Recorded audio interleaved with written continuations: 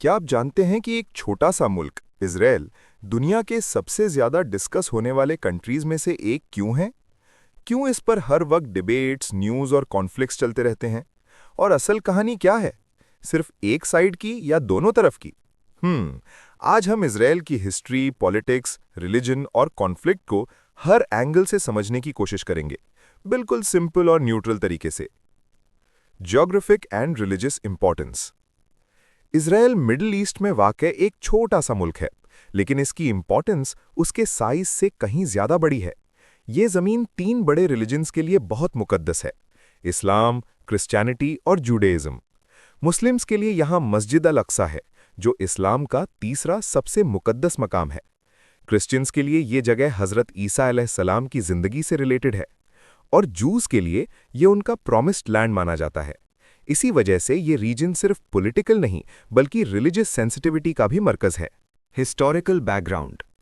1900 से पहले ये इलाका ऑटोमन एम्पायर के कंट्रोल में था, लेकिन वर्ल्ड वॉर 1 के बाद ऑटोमन एम्पायर खत्म हो गया और ब्रिटेन ने इस एरिया का कंट्रोल ले लिया। इसे ब्रिटिश मैंडेट ऑफ पैलेस्टाइन कहा गया। इसी दौरान यूरोप में ज्यूज पर जुल्म बढ़ता गया, खास तौर पर वर्ल्ड वॉर 2 के वक्त।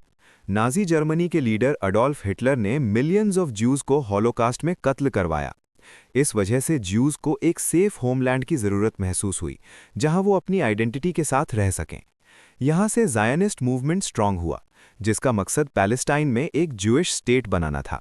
1947 में यूनाइटेड नेशंस ने एक पार्टीशन प्लान प्रपोज किया। इस प्लान के मुताबिक पैलेस्टाइन को दो हिस्सों में डिवाइड करना था: एक ज्यूइश स्टेट इजराइल और एक अरब स्टेट पैलेस्टाइन। ज्यूज ने इस प्लान को एक्सेप्ट किया, लेकिन अरब लीडर्स ने इसे रिजेक्ट कर दिया, क्योंकि उनका कहना था कि ये उनकी ज़मीन है।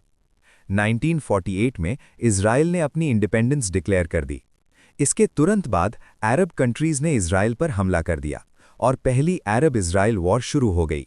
1948 की वॉर के बाद इजराइल ने अपनी पोजीशन मजबूत कर ली, लेकिन इस कॉन्फ्लिक्ट का सबसे बड़ा असर पैलेस्टीनियंस पर पड़ा।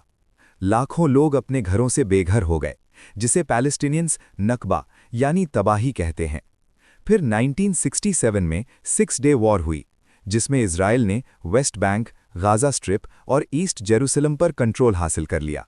ये टेरिटरीज आज भी कॉन्फ्लिक्ट का सेंटर हैं।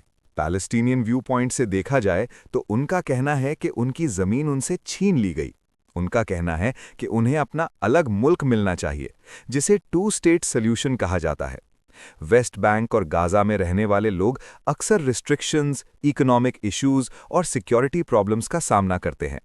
उनके लिए ये स्ट्रगल सिर्फ पॉलिटिक्स नहीं बल्कि सर्वाइवल और आइडेंटिटी का मसला है।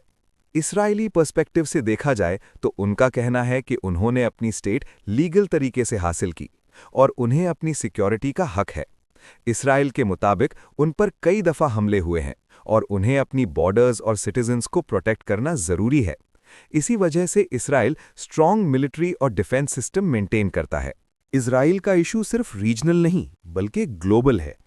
यूनाइटेड स्टेट्स इजराइल का स्ट्रॉन्ग एलाय है और उसे मिलिट्री और फाइनेंशियल सपोर्ट देता है। दूसरी तरफ कई मुस्लिम कंट्रीज पैलेस्टाइन की सपोर्ट करती हैं। इसी वजह से ये कॉन्फ्लिक्ट इंटरनेशनल पॉलिटिक्स का एक इम्पॉर्टेंट हिस्सा बन चुका है। आज इजराइल टेक्नोलॉजी और इनोवेशन में दुनिया के टॉप कंट्रीज में शामिल है। साइबर सिक्योरिटी, एग्रीकल्चर और स्टार्टअप्स के हवाले से ये बहुत एडवांस्ड है। इसे स्टार्टअप नेशन भी कहा जाता है। लेकिन इस प्रोग्रेस के साथ साथ कॉन्फ्लिक्ट का शैडो भी मौजूद है। इजराइल पैलेस्टाइन कॉन्फ्लिक्ट का कोई सिंपल आंसर नहीं है। हर साइड की अपनी हिस्ट्री, अपनी सफरिंग और अपना पर्सपेक्टिव है। इसीलिए एक्सपर्ट्स कहते हैं कि इस इशू को समझने के लिए हमें न्यूट्रल और बैलेंस्ड अप्रोच रखनी चाहिए। तो दोस्तों, इजराइल की कहानी सिर्फ एक कंट्री की कहानी नहीं बल्कि हिस्ट्री, रिलीजन, पॉलिटिक्स और इंसानी इमोशंस का एक कॉम्प्लेक्स मिक्स है। इसे समझना ज़रूरी है ताकि हम सिर्फ एक साइड नहीं बल्कि पूरी पिक्चर देख सकें। अगर आपको ये डिटेल्ड वीडियो पसंद आई हो तो लाइक करें और चैनल को सब्सक्राइब करें। कमेंट में बताएं, क्या आप इजराइल या पैलेस्टाइन के पर्सपेक्टिव पर सेपरेट डिटेल्ड वीडियो देखना चाहते हैं और किस टॉपिक पर नेक्स्ट डॉक्यूमेंट्री चाहिए। Thanks, God bless you.